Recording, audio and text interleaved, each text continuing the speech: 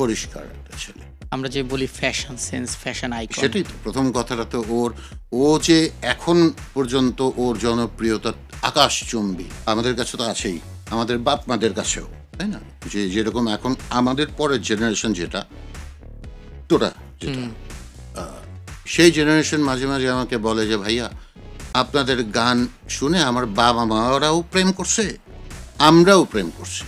তো এখন তোদের জেনারেশনটার পরের যে বাচ্চা জেনারেশন, মানে মিছিলদের জেনারেশন যেটা, সেই জেনারেশনও সালমানের জন্য পাগল, ডিউ টু ওয়ান রিজন। এক তো তার কথা বলার স্টাইল, প্রবিত বাংলা, সুন্দর একটা, দেখলেই বোঝা যায় শিক্ষিত ছেলে, সোজা কথা, বিকম পাস করা ছেলে। সেকেন্ড রিজন হচ্ছে ওর লুক।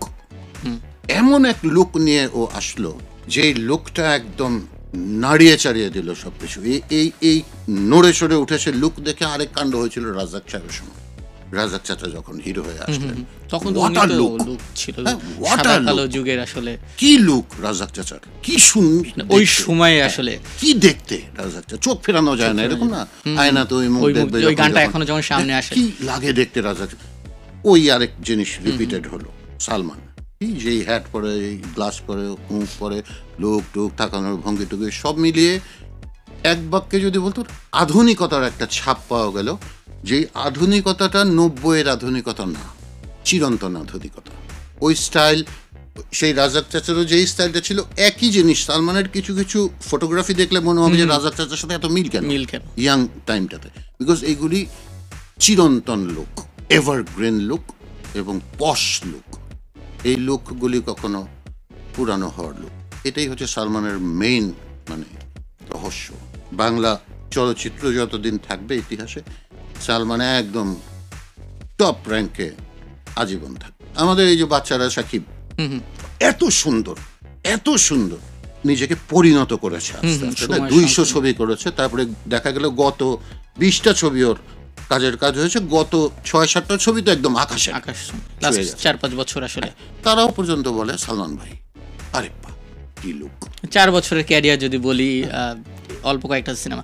আসলে আপনার কাছে একটু জানতে চাই, যেহেতু একদম একসঙ্গেই বলবো ক্যারিয়ারটার শুরু এবং জনপ্রিয়তাটাও একসঙ্গে, ক্যামেরার সামনে এবং ক্যামেরার পিছনে আসলে কেমন ছিলেন এই মানুষটা? একই মানুষ, ভণ্ডামি ছিল না, ভণ্ডামি দেখিনি কোনো। মানে এর সাথে পার্সোনালিটি, যে জিনিসটা, পার্সোনালিটি জিনিসটা কিন্তু খুব খারাপ।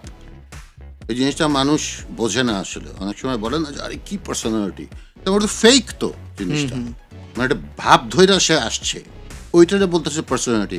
ঘরে গিয়ে তার আরেক রূপ, তাহলে ওইটা তো তার রূপ হলো না। তো না, ঘরে গিয়ে না, এই যে ক্যামেরার সামনে এক রূপ, বন্ধুদের সামনে আরেক রূপ, এটা তো মানে এখন আমি পার্সোনালিটি নিয়ে বসে আছি, মানে ফ্রড। আমি একটা নাম্বার 1 ফ্রড। তাহলে আমি যদি দুই জায়গায় দুই রকম, ওই রকম ছিল না।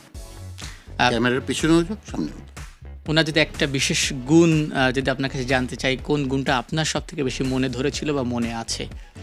মানুষকে খোলা মনের মানুষ, ও মানুষকে মানুষ বলে গণ্য করত, সেটা চাকর হোক আর রাজা হোক, ওর কাছে ওইসবের কোনো ভেদাভেদ ছিল না। বলা হয় যে, বা আমরা যখন লিখি বা কথা বলি যে সময়ের চেয়ে অনেক বছর এগিয়েছিলেন সালমান শাহ। আসলে না, আসলে মানে না, আসলে জিনিসটা ও হবে না। জিনিসটা হচ্ছে ওইটাই চিরন্তন স্টাইল, সময়ের থেকে আগানো পিছানো কিছু না। সময়ের থেকে ইয়ে কেন তো ওই রাজাক সাহেব আর ওর মধ্যে এত মিল কেন? তাহলে রাজাক সাহেব তোর থেকে 50 বছর আগের একটা মানুষ, এত মিল কেন দুজনের? দুজনকে দেখলে মনে হয় যে আয় আয় আয় এত সুন্দর কেন? তাদের ইয়াং কালের লুকটা যদি দেখা যায়, একই। এটা কোনো সময়ের থেকে আহেড অফ টাইম এটা না। এটা এগুলি মানে শিখে আসা একটা, পড়াশোনা জানা একটা মানুষ, নলেজেবল একটা মানুষের আউটকাম এরকমই হবে। সালমান শাহকে নিয়ে যখন অনেকেই কথা বলেন, তার স্টাইলের কথা আসে, তার ফ্যাশনের কথা আসে, কোন সিনেমায় কী ধরনের ড্রেস আপ থাকতে পারে, সেই বিষয়টাও তিনি আসলে অনেক ধরনের চর্চা করতেন। আসলে ভার্সেটাইলভাবে। আমি একটা মজার কথা বলি, জি, সালমানের টাইমে আরও অনেক হিরোই তো ছিলেন, মুরব্বী হিরো। ড্রেসের জন্য তো আলাদা একটা অ্যালটমেন্ট থাকে আমাদের প্রডিউসারদের, মানে আপনার পারিশ্রমিক এটা, ড্রেসের খাতে এত, এরকম খাতে।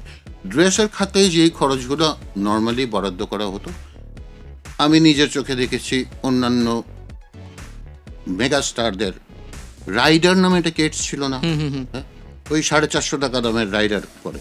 সালমান সবসময় পড়তো রিবক নালে নাইক 6,500 টাকার, ওর নিজের টাকায় কিনতো, কেননা ওই অ্যালটমেন্টটা নাই ওখানে। এটাই তো ওর জিনিসটা, যে আমি ওই 450 টাকার জিনিসটা পড়লে কেউ বুঝুক কি না বুঝুক, কিছু মানুষ তো বুঝবে যারা আসলে এই পরে রয়েছে। সালমানের জুতা দেখো তো, দেখিস তো সালমানের গেট আপ, কাপড় ব্যাংকক যেত, সিঙ্গাপুর যেত, সুটকেস ভরে ভরে কাপড় আনতো ওর জন্য, ওর ফিল্মের জন্য। ওই টাকা তো ওর প্রডিউসার দিত না।